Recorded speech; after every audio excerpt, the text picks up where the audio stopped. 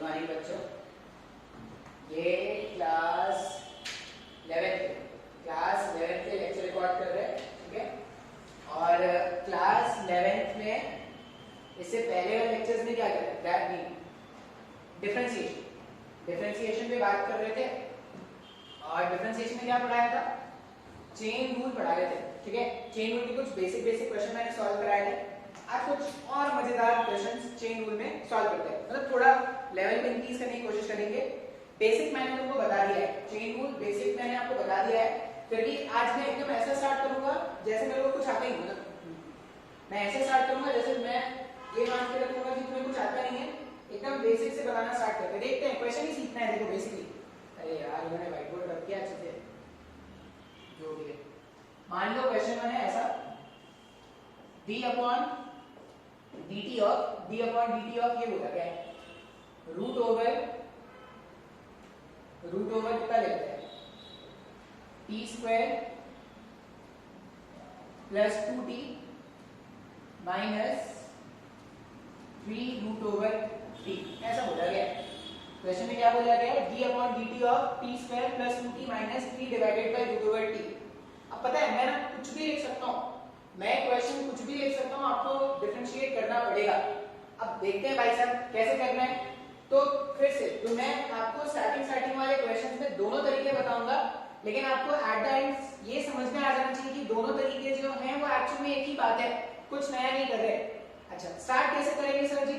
तो जो भी तुम्हारे एक्सप्रेशन को या जो भी तुम्हारे क्वेश्चन को मुश्किल बना रहा है, तुम्हारे हिसाब से जो भी तुम्हारे क्वेश्चन को मुश्किल बना रहा है उसको टी मान लो, ठीक है। आसान तरीका तो यही है। अच्छा, यहाँ पे टी के टर्म्स में डिफरेंशिएट करना है तो कुछ और मान लेते हैं, टी मान लेते हैं। वेरिएबल्स की हमें थोड़ी है भाई, p q x y z अपना नाम, मोहतरमा का नाम, किसी का भी नाम ले लो, नाम पे ही वेरिएबल है। ऐसा मान लेते हैं कि let t square plus 2t minus 3 root over t, let इसका वैल्यू जो है वो है p, p q r s t कुछ भी मान सकते हैं। t square plus 2t minus 3 by root t को मैंने p मान दिया। अब ऐसा मानते ही ये क्वेश्चन क्या हो जाता है? d upon dt of root over p हो जाता है। हाँ यार सर, क्वेश्चन आसान तो अब दिख रहा है, लेकिन यहाँ पर t यहाँ पर p नहीं सॉल्व करना है। अगर यहाँ पर जैसा वेरिएबल है वैसा ही यहाँ पे कुछ टर्म आएगा तब जाके इंटीग्रेट डिफरेंशिएशन हो पाएगा। तो क्या करते हैं, मल्टीप्लाई कर देते हैं dp से, डिवाइड कर देते हैं dt से। Multiplying by dt, dividing by dt। अब ये dp वाले टर्म को इधर भेज दो और dt वाले टर्म को उधर भेज दो, तो ये तुमको ऐसा देखना स्टार्ट हो जाएगा क्या? d upon dt of root over p, ये एक टर्म आ गया, dp को इधर रख दिया और इसमें मल्टीप्लाई कर देंगे dp अपॉन dt, ऐसा लिखेंगे क्या? अब सिर्फ इतने वाले टर्म को देखो, यहां पर जो मैंने टर्म लिखा है ना, ये टर्म सिर्फ अगर आप इसको देखोगे, सर ये सॉल्व कर सकते हैं, ये d अपॉन dx और रूट ओवर x के जैसा है, इसको सॉल्व करना आता है क्या? इसका काम तो हम खत्म कर सकते हैं, तमाम कर सकते हैं। d upon dt of p, अब मैं इसको नहीं देख रहा, मतलब ये मैं सॉल्व करके वैल्यू पुट कर दूंगा, आंसर आ जाएगा। मैं सिर्फ अब dp अपॉन dt को सॉल्व करना चाहता हूं। dp अपॉन dt का वैल्यू अगर मैं पुट करूं तो p का वैल्यू एक्चुअल में क्या था? p का वैल्यू जो है वो एक्चुअल में, मैं सिर्फ dp अपॉन dt को सॉल्व कर रहा हूं। p का वैल्यू एक्चुअल में क्या है? p का वैल्यू एक्चुअल में था t square plus 2t minus में 3 divided by root over t। अब सर ये तो बहुत ही आसान है सर, ये क्वेश्चन तो आसान है, इसको बेसिक डिस्ट्रीब्यूटिव लॉ लगा के अपन डिफरेंशिएट कर सकते हैं क्या? सिर्फ इसका डिफरेंशिएशन अगर आप देखोगे तो ये क्या हो जाएगा? d upon dt of distributive law लगा दिया, t square plus d upon dt of twice of t minus 3 constant बाहर निकाल दो, d upon dt of 1 upon root t। अच्छा, ये 1 अपॉन रूट t को मैं ऐसा लिख सकता हूं क्या? t का power minus half 1 upon root t, 1 upon root t को मैं t to the power minus half लिख सकता हूं। सिर्फ कैसे लिखा आपने? ऐसा, ये ऐसा है मेरे पास 1 बाई t का पावर हाफ, ऐसा कुछ है। रूट का मतलब होता है पावर हाफ। अब जब मैं इसको ऊपर ले जाऊंगा तो मैं इसको ऐसा लिख दूंगा क्या? t to the power minus half. तो बस मैंने वैसे अरेंज करके लिख दी, t है भाई साहब, प्लस जैसा लग रहा है कभी कभी मेरा प्लस और टी एक हो जाता है, मैं भेदभाव करना नहीं जानता, तो प्लस और टी एक जैसे हो जाते हैं कभी कभी, लेकिन वो जो लिखा है टी ए। अब आप ध्यान से देखो, ये जो ग्रीन से लिखा है वो सॉल्व हो सकता है क्या, और वहां पे जो बिखेर के लिखा है, ऐसे बिखेर के जो लिखा गया है वो भी सॉल्व किया जा सकता है। इसका वैल्यू अगर मैं पुट करूं dp upon d upon dt और रूट ओवर p, ये 1 अपॉन रूट x के जैसा आ जाएगा ना। वह इसका वैल्यू मैं लिख रहा हूं, ये जो ग्रीन से मैंने लिखा था, इसका आंसर क्या है, d अपॉन dt और ग्रीन वाले term 1 upon 2 root p, 1 upon 2 root p। इस वाले को मैंने लिख दिया 1 अपॉन 2 रूट p, इसका डिफरेंशिएशन आता, और इस वाले का वैल्यू कितना आ जाएगा, चेन रूल के अकॉर्डिंग इसका वैल्यू आ गया 2t, ये प्लस में 2 आ गया। अच्छा, माइनस t कांस्टेंट बाहर निकाल दो, t to power minus half. Basic law क्या बोलता है, बेसिक लॉ ये बोलता है कि जो भी पावर था उसको माइनस लाके मल्टीप्लाई कर, उसको सामने लाके मल्टीप्लाई कर दो, तो -1/2, और जो भी पावर है उसमें -1 कर दो, यही तो बोलता है। अब ये इस ग्रीन वाले टर्म को अगर मैं लिखूं तो क्या हो जाएगा, 1/2, p किसको माना था, p माना था इसको, t square plus 2t, t square plus 2t minus 3 divided by root over of t। ये मेरे पास 1/2 रूट t का वैल्यू मैंने लिख दिया, यहां पर आ रहा है 2t प्लस 2, ये माइनस माइनस मिलकर प्लस हो जाएगा, और ये 3/2 हो जाएगा, t to power minus half minus 1, minus half minus 1 हो जाएगा -3/2। ये तुम्हारा आंसर है। इसके आगे मत सॉल्व करना, वो से टाइम वेस्ट है, बस मैं तुमको ये सिखा रहा हूँ डिफरेंशिएशन कैसे करते हैं। स्क्रीन पॉज करना और एकदम ध्यान से हर एक स्टेप को देखना। करना क्या होता है चेन रूल में, जो क्वेश्चन को मुश्किल बना रहा है उसको कुछ अज्यूम कर लो, कुछ भी अज्यूम कर लो, फिर आगे क्या कर दो, सिंपलीफाई करना स्टार्ट कर दो। अच्छा, अब ये हो गया एक तरीका सोचने का, ये हो गया एक तरीका सोचने का। इसी को आपको धीरे धीरे क्या प्रैक्टिस करना है, तो ये p और t मान के आपको ऐसे प्रैक्टिस नहीं करना है, ये बस मैंने आपको समझाने के लिए बता दिया कि जब भी अगर आपको बहुत ज्यादा दिक्कत लगे तो आप वेरिएबल्स अज्यूम कर करके करो। अभी क्या करेंगे, इसको छोटा बनाते हैं, इसका शॉर्टकट देखते हैं, छोटा बनाते हैं, और वो जो छोटा मेथड है वही आपको सीखना है अल्टीमेटली। और जब आप प्रैक्टिस कर लोगे ना अच्छा खासा, अब बोलोगे सर प्रैक्टिस कहां से करें, आपने तो क्वेश्चन दिया नहीं। प्रैक्टिस आप डीसी पांडे से कर सकते हो, प्रैक्टिस आप आपके पैकेजेस आ गए हैं वहां से कर सकते हो, ठीक है। या कोई भी बुक है तुम्हारे पास, फिजिक्स का कोई भी बुक है, अब ऐसा नहीं कि मैथ्स का किताब लेके बैठ गए और उसमें से इंटीग्रेशन डिफरेंशिएशन कर रहे हैं, भारी भारी डिफरेंशिएशन इंटीग्रेशन आएंगे जो अपने कोई काम का नहीं है। अपने को उतना ही जानना है जो अपने काम का है, उससे ज्यादा नहीं जानना अपने को।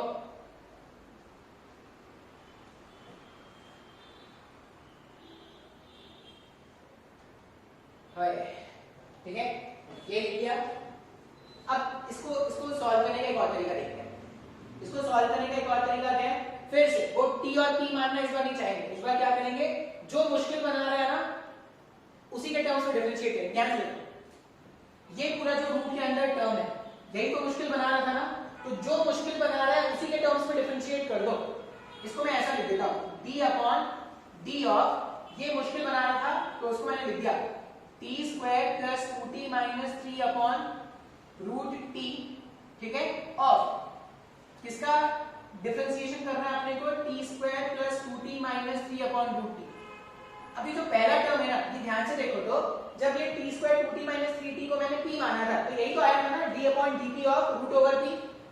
अरे वही चीज को मैंने क्या कर दिया, पूरा बस भारी भरकम सा लिख दिया है तो वही चीज ना जो p मान के अपन लिख रहे हैं तो वही तो लिख रहे हैं वापस से।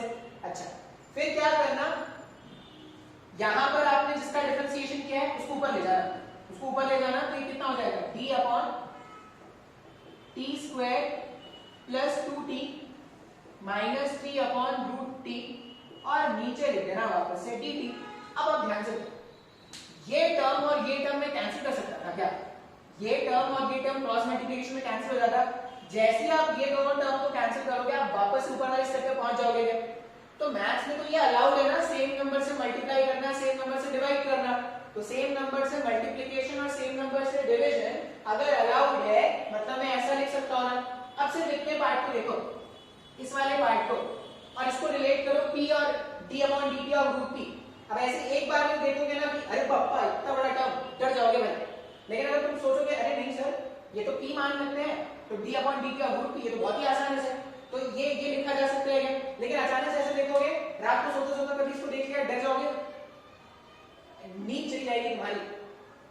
इसका इंटीग्रेट, इसका डिफरेंशिएशन अगर करना होगा तो ये क्या है, d upon dt of root p। अब इसको हमने अभी तो देखा था भाई साहब, तो जितने भी हॉर्न वाले हैं ना, उनके डैश में हॉर्न घुसा दूंगा, हेलीकॉप्टर बनना चाहता है। d upon dt of root p ये कितना आ जाएगा, 1/2 root p, t square plus 2t minus t root t। उसका डिफरेंशिएशन कर दो, उसका डिफरेंशिएशन तो सर जो पहले किया था वही आएगा अभी भी। पहला टर्म होगा 2t, दूसरा टर्म होगा 2, तीसरा टर्म होगा माइनस में 3 लिखा, फिर पावर -1/2 था तो वो 1/2 इधर आ गया और t का पावर -3/2 लिख देंगे। ये आंसर। सर नहीं आया समझ में, तो अपने को इस तरह से करना है, अपने को pt मानना। अगर मुश्किल लग रहा है तो pt x y z जो मानना है मान के कर लो, लेकिन आज के क्लास में तो मैं ऐसे ही बताऊंगा सारे क्वेश्चन को सॉल्व करने के लिए। जो मुश्किल बना रहा है उसके रिस्पेक्ट में ही डिफरेंशिएट कर लो और उसको थोड़ा बहुत सिंपलीफाई करो, आंसर आ जाएगा। सीख जाओगे भाई साहब, इतना मुश्किल थोड़ी है।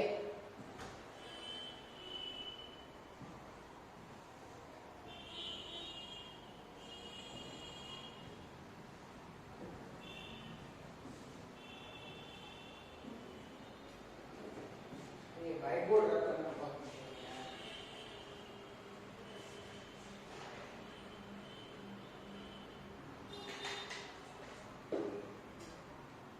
तुम ये टाइम स्किप कर सकते हो जब तक मैं व्हाइट बोर्ड रब कर रहा हूँ, या अगर तुम ये देखना चाहते हो कि सर व्हाइट बोर्ड कैसे रब करते हैं तो तुम बैठ के देख सकते हो।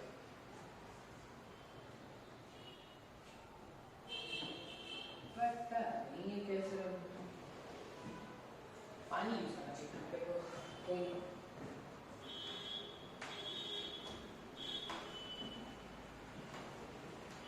ये फॉरवर्ड कर लेना यार, टाइम वेस्ट मत करना।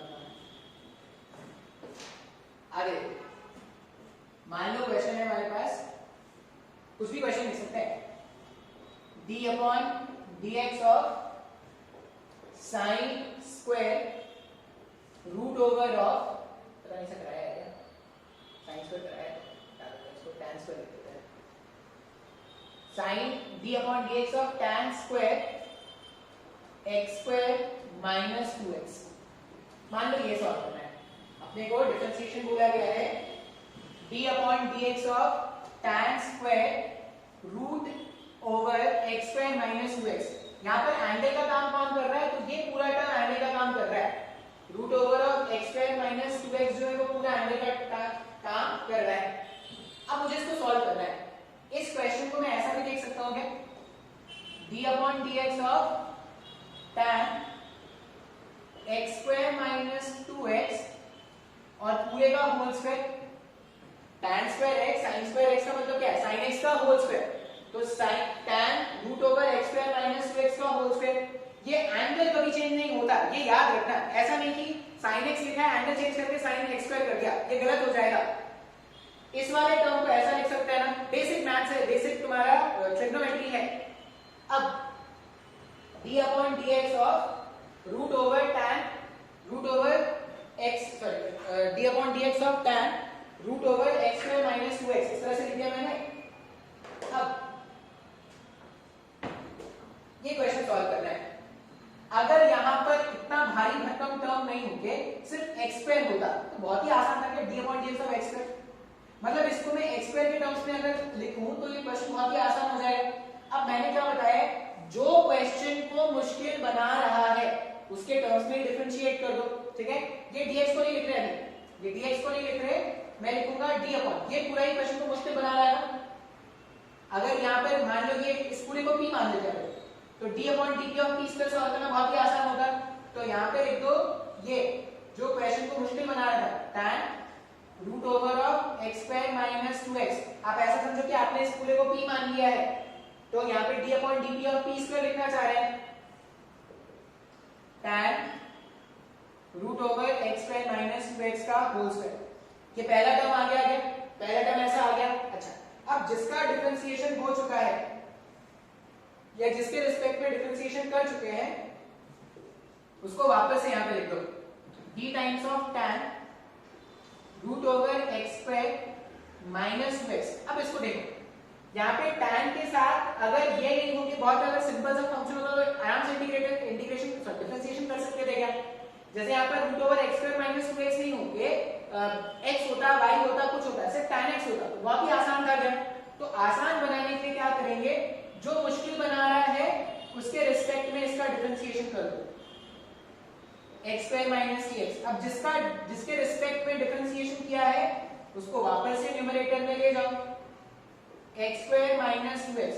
अब इसका अगर मुझे डिफरेंशिएशन करना है तो एक्स स्क्वायर माइनस 2x, इसमें ये रूट वाले के अंदर जो टर्म है एक्स स्क्वायर माइनस 2x वही तो मुश्किल बना रहा है ना।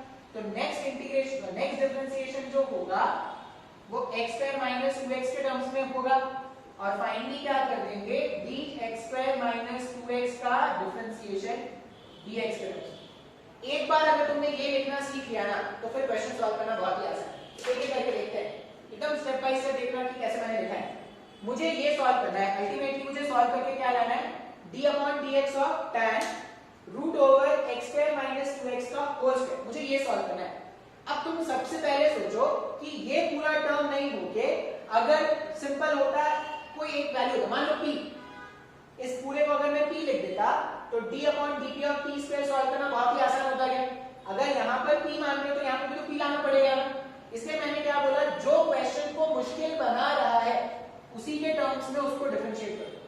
तो ये पूरा ही तो p मानते हैं ना, ये पूरा p मानते हैं, तो यहाँ पे क्या लिखेंगे, d upon dp of p का स्क्वायर। तो d अपॉन p का मतलब क्या है, यहाँ पर tan root over x square minus 2x, और डिफरेंशिएशन किसका करना है, tan of root over x square minus 2x। ये पहला टर्म। अब देखो ये सिर्फ इतना को देखो, ये सॉल्व कर सकते हैं, सिर्फ इतने को अगर आप देखोगे तो ये सॉल्व किया जा सकता है सर, जैसा वेरिएबल वहां पर है वैसे ही वेरिएबल यहाँ पर है तो सॉल्व कर सकते हैं। अब क्या करना है, जिसके टर्म्स में तुमने डिफरेंशिएट किया ना उसको न्यूमरेटर में लिखो। ऐसा क्यों लिख रहे हैं, तुम जब इसको और इसको कैंसिल आउट करोगे तो ये दोनों खत्म हो गए, ये और ये खत्म हो जाएंगे, ये और ये खत्म हो जाएंगे, तो इधर बच रहा है dx, इधर बच रहा है d tan root over x square minus 2x। वापस से क्वेश्चन में आ जाएंगे क्या, मतलब मैं ऐसा लिख भी दूं तभी मैंने क्वेश्चन को तो चेंज नहीं किया ना, क्वेश्चन अभी भी वही है जो पहले था, बस मैंने नए तरीके से क्वेश्चन को लिख लिया है। अब ये नए तरीके से लिखने से, ये जो नया तरीका था इससे लिखने से मुझे क्वेश्चन आसान दिखना स्टार्ट हो जा रहा है, या क्वेश्चन जो है समझ में नहीं आता इनको। ये जो क्वेश्चन है एक तो वो आसान दिखना आसान स्टार्ट नहीं हुआ है, लेकिन सॉल्व करना आसान हो गया है। मैंने बोला कि ये मेरे क्वेश्चन को मुश्किल बना रहा था, अगर स्क्वायर के अंदर एक सिंपल सा फंक्शन होता है x y z ऐसा कुछ होता तो बहुत ही आसानी से कर सकते थे। तो जो मुश्किल बना रहा है उसके टर्म्स में डिफरेंशिएट करना है। तो d upon d of tan root over x square minus 2x। ये स्टार्टिंग में अगर कंफ्यूजन हो तो p z y variables use करना स्टार्ट कर दो। आप ऐसा मान लो ये पूरा p था, अगर ये पूरा p है तो p स्क्वायर का अपने को डिफरेंशिएशन करना है तो यहाँ पर भी p लाना पड़ेगा। तो d upon dp of p square, इस तरह से मैंने लिख दिया। अच्छा, फिर जिसका डिफरेंशिएशन तुमने कर लिया या जिसके रिस्पेक्ट में डिफरेंशिएशन कर लिया उसको भेज दो न्यूमरेटर में। तो d tan root over x square minus 2x, ये ऐसा हो गया क्या, d of tan root over x square minus 2x। अब tan के साथ ये रूट वाला अगर एंगल नहीं होके अगर एक सिंपल सा एंगल होता q, tan x, tan y, simple सा अगर एक वैल्यू होता तो बहुत ही आसानी से इसका डिफरेंशिएशन कर सकते थे क्या। मतलब ये root over x square minus 2x यही तो मुश्किल बना रहे हैं, जो मुश्किल बनाता है उसके टर्म्स में डिफरेंशिएट कर देंगे। तो root over x square minus 2x के टर्म्स में इसको क्या कर देंगे, डिफरेंशिएट कर देंगे। आप ऐसा समझ लो root over x square minus 2x को मैंने एक नया वेरिएबल मान लिया q, तो d tan q upon dq, ये तो सॉल्व कर सकते हैं ना, या इस पूरे को मैंने मान लिया y, तो d tan y upon dy तो सॉल्व हो सकता है। आगे देखते हैं, जिसके रिस्पेक्ट में डिफरेंशिएशन किया था उसको वापस से न्यूमरेटर में भेज दिया, तो यहाँ पर आ रहा है d root over of x square minus 2x। अब रूट के अंदर सिर्फ x होता, ये x स्क्वायर माइनस 2x नहीं होता, तो बहुत ही आसान था क्या, d upon dx of root x, ये सॉल्व करना आता है सर। तो जो कॉम्प्लिकेटेड बना रहा है उसी के टर्म्स में डिफरेंशिएट कर दो। तो x square minus 2x complicated बना रहा था तो d upon d of x square minus 2x of root over x square minus 2x, ये मैंने लिख दिया। फिर जिसके टर्म्स में डिफरेंशिएशन कर लिया है अगले टाइम उसको न्यूमरेटर में भेज देंगे। अब x स्क्वायर माइनस 2x है, इसका डिफरेंशिएशन x के टर्म्स में आराम से कर सकते हैं क्या, बिल्कुल। अब सबको अलग अलग सॉल्व करके लिख देंगे। इस वाले टर्म को लिख रहे हैं, ध्यान से देखना। d अपॉन ये पूरा तुम्हारे पास एक वेरिएबल है, d upon dx of tan x, ये पूरा मेरे पास tan रूट ओवर इतना, मतलब d upon dx of x square है क्या, तो 2x होता है क्या इसका आंसर। ये पूरा अगर x होता, tan root over x square minus 2x अगर x होता तो d upon dx of x square है क्या, इसका आंसर 2x आता है ना। तो पहला टर्म हो जाएगा 2 टाइम्स ऑफ x के प्लेस में क्या आ जाएगा, tan root over x square minus 2x। Sir मेरे को नहीं समझ में आ रहा है सर, अगर प्रॉब्लम हो रहा है वेरिएबल्स मान के सॉल्व करो। d अपॉन ये पूरा tan root over x square minus 2x, अगर इस पूरे को मैं x मान लूं तो d upon dx of x का स्क्वायर है क्या, तो d upon dx of x का स्क्वायर क्या होगा, इसका इंटीग्रेशन जब हमने इसका डिफरेंशिएशन किया था तो वो 2x के बराबर आता है ना, तो मैंने 2 टाइम्स ऑफ x लिख दिया। मल्टीप्लिकेशन करके इस वाले टर्म को सॉल्व कर रहे हैं, d upon tan root over x square minus 2x upon इतना। अब फिर से मान लीजिए root over x square minus 2x नहीं होते, सिर्फ x होता, तो d upon dx of tan x, tan x का डिफरेंशिएशन sec स्क्वायर x होता है क्या, तो यहाँ पे क्या कर देंगे sec स्क्वायर x लिखेंगे, लेकिन x तो नहीं है इस बार एंगल, इस बार जो एंगल है वो root over of x square minus 2x का है, तो नेक्स्ट टर्म क्या आ जाएगा sec स्क्वायर एंगल, एंगल कितना है, एंगल हमारे पास है x स्क्वायर माइनस 2x। एक बार हमेशा याद रखना, डिफरेंशिएशन करने पर एंगल जब कभी नहीं बदलता, जैसे अगर तुमने tan x का डिफरेंशिएशन किया तो sec स्क्वायर x आता है ना, ऐसा तो नहीं होता कि sec x का होल स्क्वायर आ जाता है, ऐसा तो नहीं होता ना कि sec x और x का tan x का जब डिफरेंशिएशन किया तो sec x का स्क्वायर आ गया, ऐसा तो नहीं होता है, sec स्क्वायर x आता है या sec x का होल स्क्वायर, ऐसा कुछ आता है क्या, एंगल नहीं चेंज करना अपने को। तो यहाँ पर भी अगर मैं d upon d of root over x square minus 2x करता tan x का, तो ये sec स्क्वायर ऑफ एंगल लिख देता, सेकंड वाला टर्म मैंने सॉल्व कर लिया। अब ध्यान से देखना है, root over x square minus 2x, x square minus 2x नहीं होगी, सिर्फ अगर x होता d अपॉन dx और रूट x होता तो बहुत ही आसान था क्या, 1 अपॉन 2 रूट x। अब x नहीं है, x के प्लेस में x स्क्वायर माइनस 2x है, बस उसी के जैसा लिख देंगे, तो यहाँ पे ये जो टर्म होगा हो जाएगा 1 अपॉन 2 टाइम्स ऑफ x के प्लेस में ये पूरा है x स्क्वायर माइनस 2x, तो पूरा लिख दो। और फाइनली लास्ट वाला टर्म जब आप सॉल्व करोगे तो d upon dx of x square minus 2x, x square का डिफरेंशिएशन 2x माइनस 2x का डिफरेंशिएशन माइनस, ये पूरा सॉल्व किया तब जाके आंसर मिलेगा। इसके आगे कैलकुलेशन इतना नहीं छोड़ देना, सिर्फ तुम्हें सॉल्व करना सिखा रहे हैं, आगे कैलकुलेशन करके टाइम वेस्ट मत करना। सर मेरे को नहीं समझ में आ रहा है चेंज, मैं एक और क्वेश्चन बताऊंगा, एक और क्वेश्चन आपको बताऊंगा, 3-4 क्वेश्चन इतने काफी होते हैं समझने के लिए, इतना काफी होता है, इससे ज्यादा क्वेश्चन इतने, इससे ज्यादा अपने काम का भी नहीं है। प्रैक्टिस के पॉइंट ऑफ व्यू से अगर बोलोगे तो मैंने बहुत सारे क्वेश्चन करा दिए प्रैक्टिस के नाम पर। अब आपको समझ जाना चाहिए कि एट द एंड करना क्या है। अगर आपको अभी भी तकलीफ हो रहा है, अगर डिफरेंशिएशन में अभी भी तकलीफ हो रहा है, तो आप मुझसे पर्सनली पूछ सकते हो ग्रुप में मैसेज करके, क्या प्रॉब्लम हो रहा है, कैसे प्रॉब्लम हो रहा है, मैं आपको बताऊंगा। मैंने होमवर्क किया था इससे पहले वाले लेक्चर में, 3-4 लोगों ने होमवर्क दिया, बाकी लोगों ने होमवर्क दिया ही नहीं,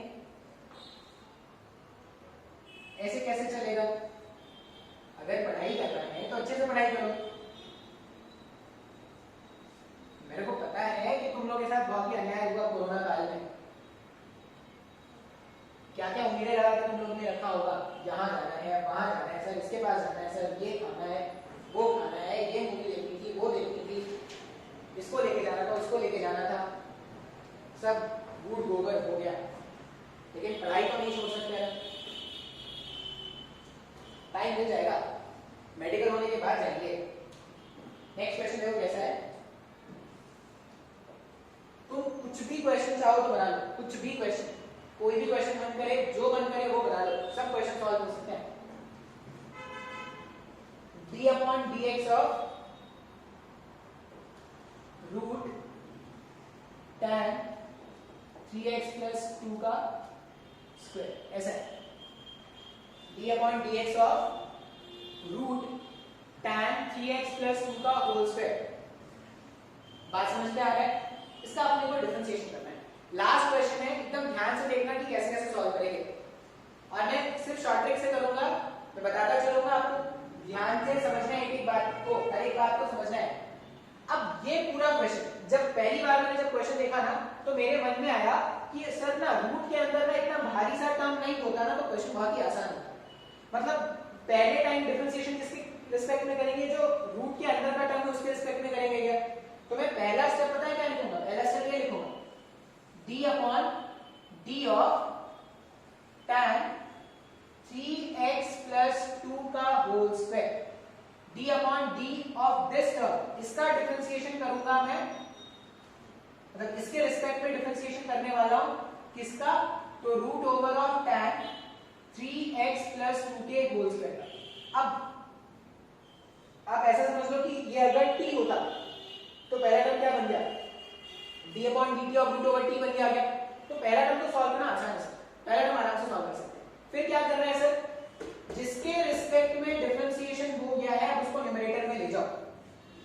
तो इसको जब आप न्यूमरेटर में ले जाओगे तो d of tan 3x plus 2 का होल स्क्वायर।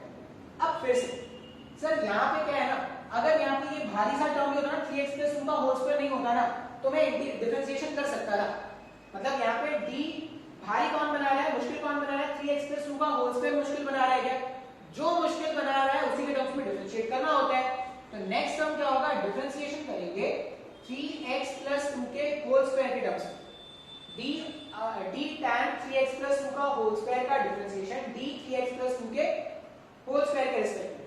फिर से जिसका डिफरेंशिएशन हो गया उसको ले जाओ न्यूमरेटर में, 3x प्लस 2 का होल स्क्वायर। अब फिर मन में क्या ख्याल आया? सर यहाँ पर 3x प्लस 2 नहीं हो गया, अगर सिर्फ x होता ना तो d ऑफ x स्क्वायर बहुत ही आसान था। इसका मतलब क्या है? अब next time 3x plus 2 complicate बना रहा था तो 3x प्लस 2 के टर्म्स में डिफरेंशिएट करेंगे। फिर आगे क्या करेंगे? जिसका डिफरेंशिएशन हो गया उसको न्यूमरेटर में ले जाके dx के टर्म्स में डिफरेंशिएट कर दो। जब तक तुमको ना लगे कि आसान नहीं बन रहा है, आसान नहीं बन रहा है, आसान नहीं बन रहा है, तब तक चेन रूल लगाते जाना है।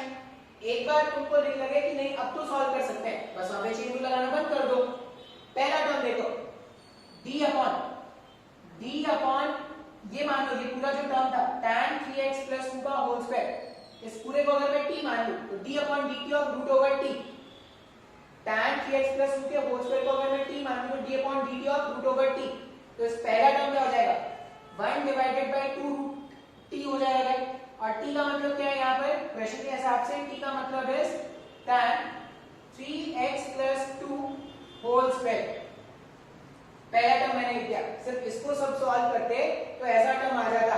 नेक्स्ट देखना है अपने को, फिर से मान लो यहाँ पर 3x प्लस 2 का जो स्क्वायर है, ये जो 3x प्लस 2 का जो होल स्क्वायर है उसको t मान लिया अगर, तो d upon dt of tan t होता है।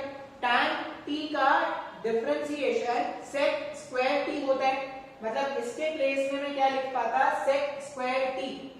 तो sec स्क्वायर t का मतलब ये एंगल है ना, t का मतलब अगर ये एंगल है तो ये हो जाएगा 3x प्लस 2 का स्क्वायर। एंगल चेंज नहीं करना कभी भी, ये बात याद रखना है। डिफरेंशिएशन से पहले जो एंगल है और डिफरेंशिएशन के बाद जो एंगल है दोनों सेम होना चाहिए। ऐसा नहीं कि खुशी खुशी में सर एंगल ही चेंज कर दिया आपने। ट्रिग्नोमेट्री में अगर आप इंटीग्रेशन करो, डिफरेंशिएशन करो, कभी भी कोई कैलकुलस का मेथड है, कोई भी कैलकुलेशन जब उसमें आप करोगे उसके एंगल को नहीं बदलना है, ये बात आपको याद रखना है। नेक्स्ट हम देखते हैं d upon d 3x plus 2। अब अगर सर 3x प्लस 2 को x मान लेते तो d of x square with respect to dx, x square का डिफरेंशिएशन 2 टाइम्स ऑफ x होता है क्या? तो ये हो जाएगा 2 टाइम्स ऑफ x का मतलब क्या था? 3x प्लस 2 है। लास्ट टर्म अगर आप देखोगे तो d upon dx of 3x plus 2, ये तो बच्चों वाला कैलकुलेशन है, तो बचपन से करते आ रहे हैं, सबको मल्टीप्लाई कर देंगे, जो आएगा वो आंसर है क्या? हाँ या ना? ये चेन रूल में मैंने आपको क्वेश्चन कराए। चेन रूल अब तुम जितने बोलोगे ना मैं उतने क्वेश्चन बना सकता हूँ। इनफिनाइट लाखों करोड़ नंबर ऑफ क्वेश्चन इसमें बना सकते हैं, क्वेश्चंस की कमी नहीं है। अब आपको अगर समझ में आना था तो इतने में आ जाएगा, अगर नहीं समझ में आया है, कोई भी किसी भी तरह का डाउट लग रहा है तो आस्क मी, ठीक है? आस्क मी, जब भी मेरे आपको मन करे तो आप मुझसे पूछ सकते हैं सर मेरे को ये नहीं समझ में आया, आप समझाओ मेरे को। लेक्चर अगर आप ध्यान से देखोगे तो आपको कोई प्रॉब्लम नहीं होगा। इसमें आपको क्वेश्चन प्रैक्टिस करना पड़ेगा। जब तक आप चेन रूल में कुछ क्वेश्चन अपने से नहीं प्रैक्टिस कर लोगे तब तक आप डिफरेंशिएशन नहीं कर पाओगे। और मैं आपको बता दूं, अगर आपको डिफरेंशिएशन नहीं आ रहा है तो आगे जाके इंटीग्रेशन भी नहीं आएगा। इंटीग्रेशन जानने के लिए अगर कोई चाहता है कि सर मैं इंटीग्रेशन सीख पाऊं तो उसको डिफरेंशिएशन आना बहुत जरूरी है। जिसको डिफरेंशिएशन आ जाए चांसेस हैं कि वो इंटीग्रेशन सीख सकता है। अब जिसको डिफरेंशिएशन ही नहीं आएगा वो कभी भी इंटीग्रेशन नहीं सीख पाएगा। अब बात करेंगे इसके एप्लीकेशन की। ये जो 2-3 लेक्चर से मैंने तुमको पढ़ाया है कैलकुलस कैलकुलस डिफरेंशिएशन डिफरेंशिएशन, तुम पूछोगे ना सर क्यों पढ़ाया इतना, क्यों पढ़ाया। एक जो था या मीम्स था, मीम्स चल रहा था ऐसा कि सर वो sin square theta plus cos square theta 1 होता है ना।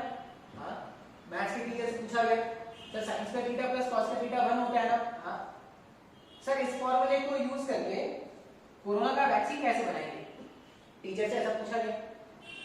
अब टीचर ने बोला नहीं बना सकते, तो बच्चे ने बोला जब नहीं बना सकते तो इतने टाइम से पढ़ाया क्यों। पता नहीं क्या बोला, हर चीज का एक एप्लीकेशन होता है।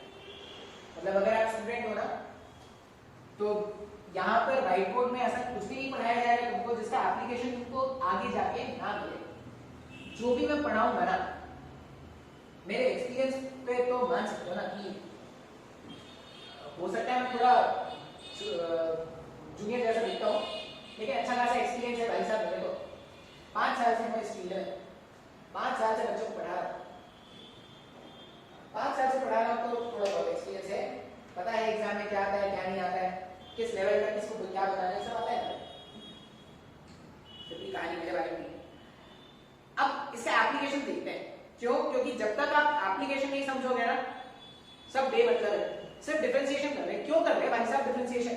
कोई तुमसे पूछे कि सर क्यों कर रहे हो डिफरेंशिएशन, क्या क्या जरूरत है, क्या क्या मुश्किल आ पड़ी है।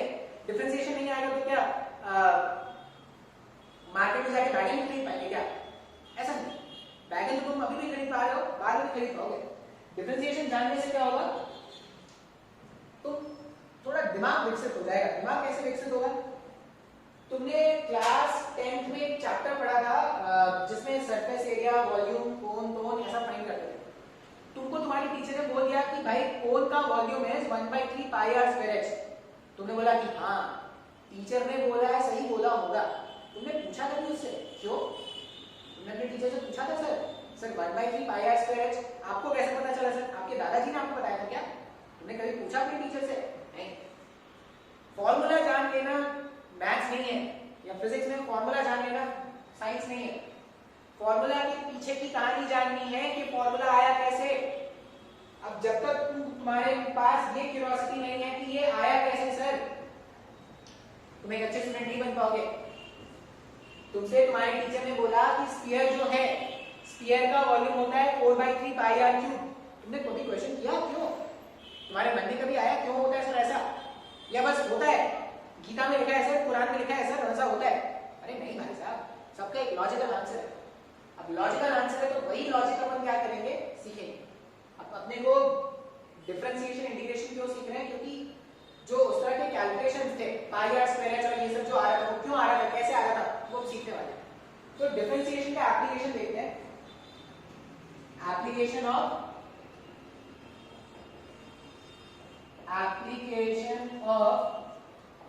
डिफरेंशिएशन, ठीक है, स्टार्ट करते हैं। हमने पढ़ा था y equals to mx plus c, ऐसा पढ़ा है क्या? y equals to mx plus c। जब भी मैं लिखूं y equals to mx plus c तो समझ जाना ये किसका इक्वेशन है, तो सर ये स्ट्रेट लाइन का इक्वेशन है। स्ट्रेट लाइन में m क्या होता था, m होता था स्लोप, और m कैसे फाइंड कर रहे थे, इंक्लिनेशन ऑफ एंगल। जो भी x के पॉजिटिव से लाइन ने एंगल फॉर्म किया था उसका इंक्लिनेशन निकालते थे, उसका tan थीटा, उसका tan वैल्यू निकालने के बाद जो आता था वो स्लोप होता था। स्लोप की मैंने पूरी कहानी तुमको समझाई अच्छे से। c का मतलब होता था y इंटरसेप्ट, जो कि क्या है, कांस्टेंट। अब यहां पर क्या करते हैं ना, यहां पर फाइंड करते हैं dy/dx, मतलब इधर भी डिफरेंशिएशन कर दिया और इधर भी डिफरेंशिएशन कर रहे हैं, डिफरेंशिएटिंग बोथ साइड, दोनों तरफ डिफरेंशिएशन, इधर डिफरेंशिएशन किया तो dy/dx और इधर डिफरेंशिएशन किसका करेंगे mx + c का, यहां पर आ जाएगा dy/dx और यहां पर आ जाएगा d/dx of m times x plus d/dx of c। c क्या है? y इंटरसेप्ट, y इंटरसेप्ट क्या होगा? कांस्टेंट होगा ना, एक पर्टिकुलर लाइन के लिए, एक पर्टिकुलर लाइन के लिए उसका जो y इंटरसेप्ट है वो तो कांस्टेंट है, वो कभी नहीं बदल रहा, कभी नहीं बदल रहा, तो कांस्टेंट का डिफरेंशिएशन क्या होता है? 0 होता है। m into x इसका डिफरेंशिएशन करना है, m कांस्टेंट है, वेरिएबल। अगर एक स्ट्रेट लाइन है तो स्ट्रेट लाइन में जो m होता है, m क्या होता है? उसका स्लोप होता है जो कांस्टेंट होता है। कांस्टेंट है तो उसको डिफरेंशिएशन से बाहर निकाल सकते हैं क्या? जब मैं इसको डिफरेंशिएशन से बाहर निकाल दूंगा तो मुझे कुछ ऐसा दिखना स्टार्ट हो जाएगा क्या? dy/dx जो है m कांस्टेंट का बाहर निकाल दिया, d/dx of x, dx cancel हो जाएगा, 1 हो जाएगा, तो dy/dx m आ गया क्या? m आ गया, जो तो स्लोप था भाई, m आ गया। m क्या था सर? m तो स्लोप था। स्लोप फाइंड करने का मैंने तुमको दो तरीका बताया है, एक तो मैंने तुमको इंक्लिनेशन वाला मेथड बताया था, फिर मैंने आपको ये भी बताया कि अगर आपको किसी भी लाइन के दो कोऑर्डिनेट्स पता है तब भी आप स्लोप निकाल सकते हो। ये तीसरा मेथड है जिससे हम क्या कर सकते हैं? लाइन का स्लोप निकाल सकते हैं। क्या?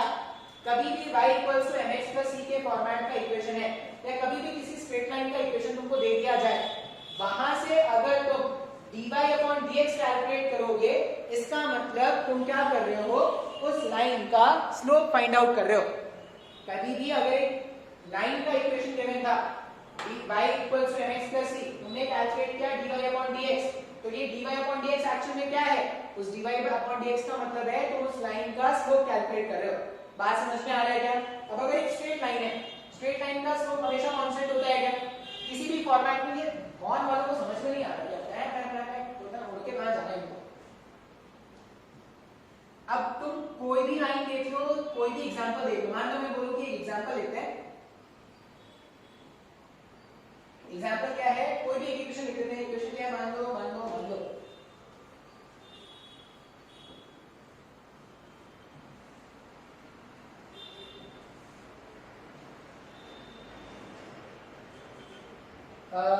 Three x minus 2y plus 7 = 0। ठीक है, अब इसका स्लोप ढूंढना है। एक तरीका क्या होता है? y = mx + c के फॉर्मेट में इसको -2y को उधर भेज देते हैं, तो ये हो जाएगा 3x + 7 = 2y हो जाएगा। ठीक है, इसको ऐसा भी लिख सकते हैं ना, 2y = 3x + 7। इसका मतलब y can be written as 3/2x + 7/2। ये लिखा जा सकता है क्या y का वैल्यू? अच्छा, अब अगर y का वैल्यू मैंने इस तरह से लिख दिया, y = mx + c के फॉर्मेट में अगर मैंने इसको कन्वर्ट कर दिया, तो इसको देख के मैं लाइन का स्लोप क्या बताऊंगा? इसको कंपेयर करने पर m का वैल्यू 3/2 होता है। अगर आप इसको जनरल इक्वेशन से कंपेयर करोगे तो m का वैल्यू कितना मिल जाएगा? 3/2। अब मैं dy/dx का फॉर्मूला यूज करता हूं, 3x - 2y + 7 = 0। दोनों तरफ डिफरेंशिएट कर दो, d/dx ऑफ 3x माइनस में d/dx of 2y d/dx of 7 = 0। 0 का डिफरेंशिएशन 0 ही होगा भाई सर। ठीक है, एक करके वैल्यू को इसका d/dx ऑफ 3x, 3 कांस्टेंट का बाहर निकाल सकते हैं, d/dx ऑफ x कितना आता है? 1 आता है, माइनस में 2 कांस्टेंट का बाहर निकाल दो, dy/dx, कांस्टेंट का डिफरेंशिएशन हो गया 0 = 0। थोड़ा अच्छा से क्या लिख सकते हैं? 3 = 2dy/dx लिख सकते हैं। 2 को इधर भेज दो तो dy/dx 3/2 आ गया क्या? 3/2 ही तो स्लोप था सर जी, 3/2 स्लोप का गया। अच्छा, बिल्कुल। इसका मतलब क्या है? कभी भी अगर एक स्ट्रेट लाइन का इक्वेशन गिवन है, y और x का अगर एक स्ट्रेट लाइन का इक्वेशन गिवन है और मैंने कैलकुलेट किया dy/dx, मतलब मैं उस स्ट्रेट लाइन का स्लोप ढूंढ रहा हूं क्या? हाँ स्लोप मिल रहा है। मान लो मैं बोलता कि मेरे पास इक्वेशन स्ट्रेट लाइन का नहीं है। अच्छा, ये जो स्ट्रेट लाइन होता है, ये जो स्ट्रेट लाइन था, स्ट्रेट लाइन का स्लोप हमेशा कांस्टेंट होता है क्या? ऐसा मैंने बताया है, ग्राफ का बनाया था जब, एक स्ट्रेट लाइन ऐसा ग्राफ होता है जिसका स्लोप हमेशा कांस्टेंट है। पैराबोला कैसा था? पैराबोला का स्लोप हर इंस्टेंट पे चेंज हो रहा था क्या? देख लेते हैं। पैराबोला जो था उसका स्लोप हर इंस्टेंट पे चेंज हो रहा था। अगर आपको डायग्राम याद हो, मैंने क्लासरूम में ऐसा कुछ बताया है कि जो पैराबोला है, पैराबोला का हर इंस्टेंट का स्लोप चेंज हो रहा है। अब मान लिया जाए, ऐसा लिख रहे हैं,